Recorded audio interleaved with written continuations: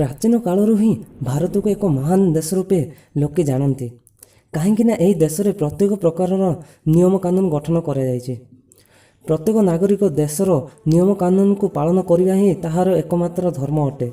जदि कौन व्यक्ति यही नियम गुड़ी को भंग करे किंबा यार विरोध करए तो आईन धारा अनुजाई संपृक्त व्यक्ति विरोध में दृढ़ कार्यानुष्ठान ग्रहण कर एमितिरे तो आम मान जीवन नियम भरपूर अटे।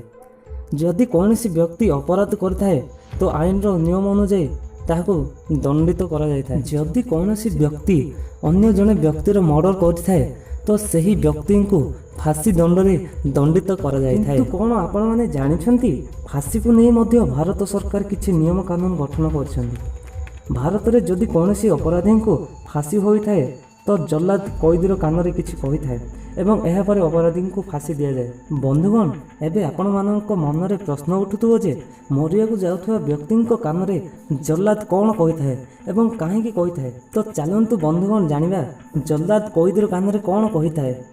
बंधुगण मु हेली आपणक बंधु विभूति एवं आपण माने देखुछंदी विचित्र दुनिया। फांसी देवार किछि क्षण पूर्वर जल्लाद कैदीर कान में क्षमा मागिथाए एवं कहे मते क्षमा कर दियो मु बाध्य अटे। जदि फांसी होता व्यक्ति हिंदू होता है तो जल्लाद ताको राम राम कही थाए एवं जदि से मुस्लिम होता है तो जल्लाद ताको शेष सलाम बोली कही थाए। एहा सह जल्लाद कही थाए जे मु सरकारक चाकर अटे एइथिपाई मु चाहिकी भी किछि करि परिबिनी बास एति कही से कैदी को फांसी खुंटे झुलाई दे थाए।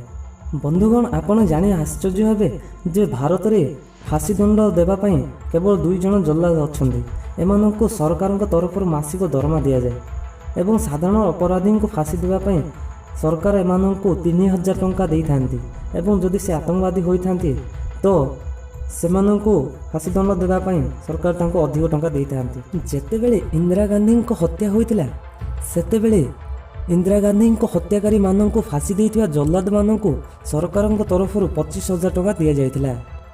बंधुगण आम भारत में जेते कैदी मानंको फांसी दि जाए साधारणतः सेमानंको पई बिहार बक्सर जेल रे फांसीर फंदा तैयारी करा जाय थाए।